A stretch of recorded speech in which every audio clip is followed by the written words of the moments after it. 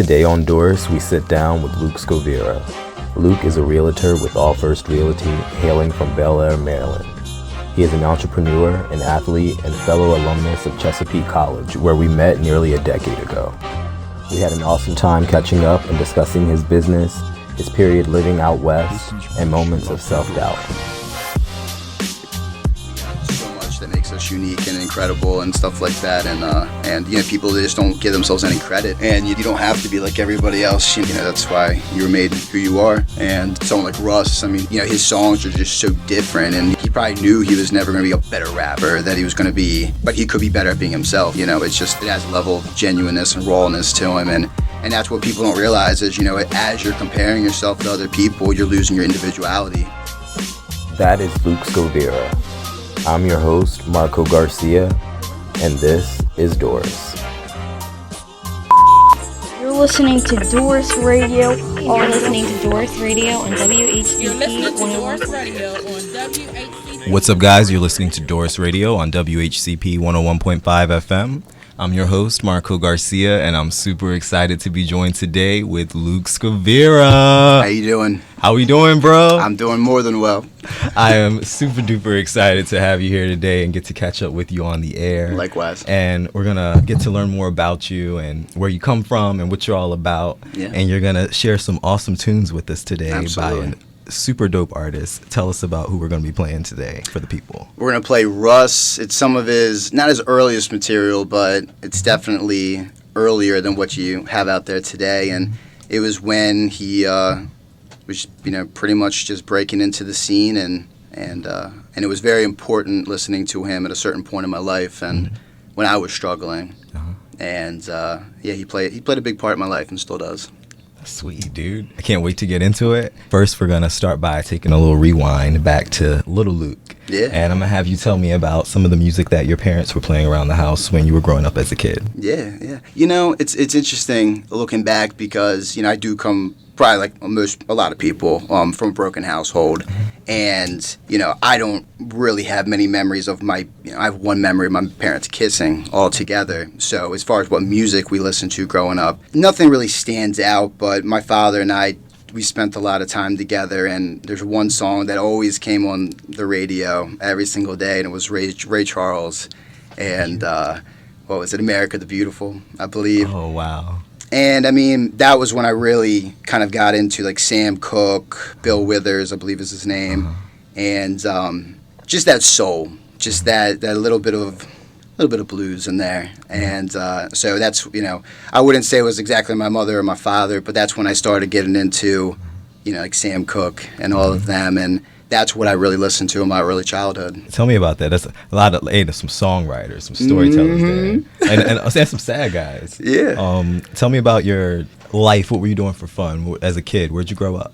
So I grew up in Bel Air, Maryland, you know, in the suburbs, and, you know, I had a really good upbringing. You know, I think everybody, you know, they can point to where their life wasn't all that great, but overall, very grateful. I have four beautiful sisters, you know, wonderful mother, a wonderful father, and, you know, I had a really good upbringing and great grandparents, and all things considered, you know, I had a very good upbringing.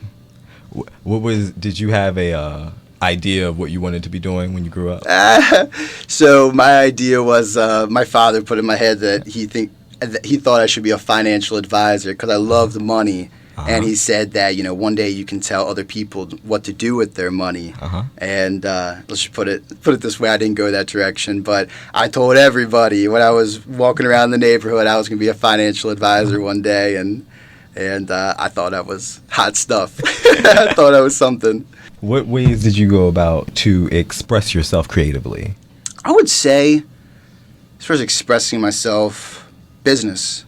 Me personally, my father started me cutting grass really young, and I don't know exactly when it started, but I just had an entrepreneurial spirit about me, and I loved finding ways to make money. And, you know, it started from my sister's six-year-old birthday party where we had extra goodie bags, and I went around to all of our neighbors and sold them. And then it went into awesome. Landscaping. But I think that's really how I expressed myself, because that was my passion at that time, was just working hard and providing value to people. And that's really when I started talking to a lot of people and It was very helpful because I don't have much social anxiety these days, and I think it was a lot because of that. But that's really how I expressed myself, was kind of working. Yeah. And yeah. Would you say that helped you in dealing with social anxiety? Oh, certainly, certainly, because I think especially what we're dealing with now, we have all the masks on 24/7. Is you're afraid of the unknown, and when you're a kid, that's the best time to learn stuff because you don't know what you're supposed to be afraid of. And I spent so much time with people, I became so disarmed with people, and actually a little naive, to be honest with you, because I trusted people so much. Yeah, I mean, they really help with the lack of social anxiety, just getting out there and learning how to talk to people. You're listening to DORiS Radio. You're listening to DORiS Radio on WHCP You're listening to 101. DORiS Radio on WHCP. I love that. That's a powerful statement. I had to write it down. Don't underestimate the void that your absence will leave in this world. Yeah. That's crazy. Tell me about the message behind that. Yeah, I mean, me, even though I have a lot of, confidence in my life, and I feel like I have a lot of skills and everything, we live in a day and age where, you're constantly just inundated with, looking at people at their best or what they want you to perceive as their best.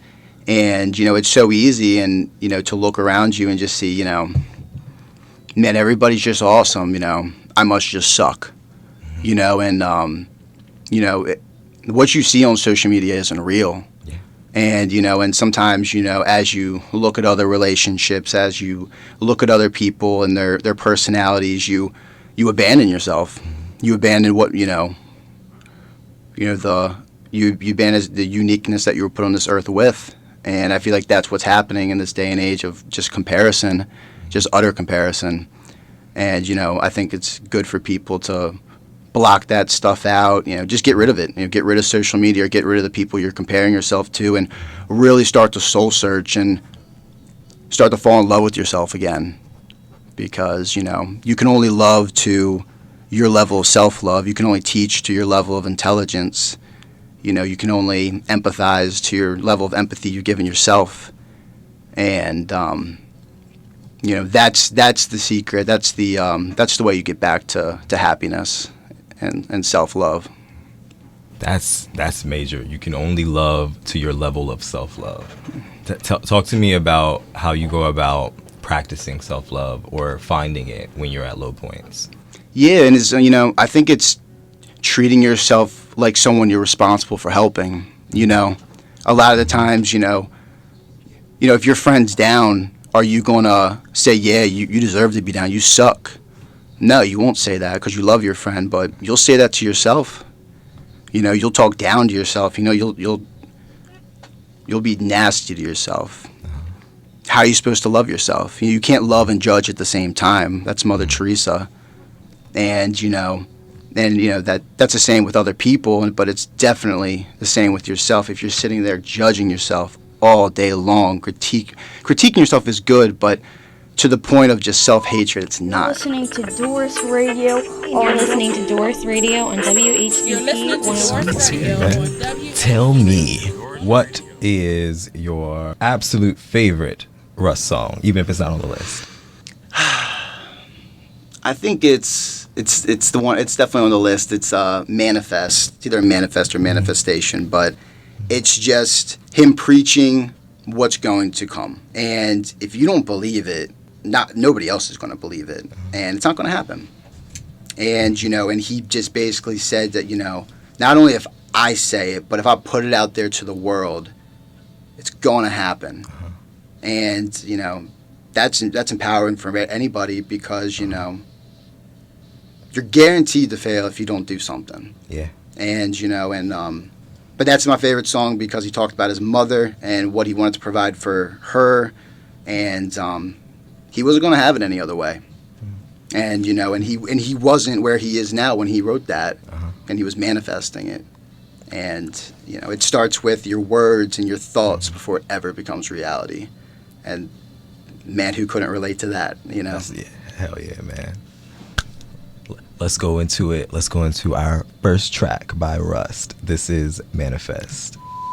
You're listening to DORiS Radio. You're listening to DORiS Radio on WHCP You're listening to 101. DORiS Radio on You're listening WHCP. to DORiS Radio.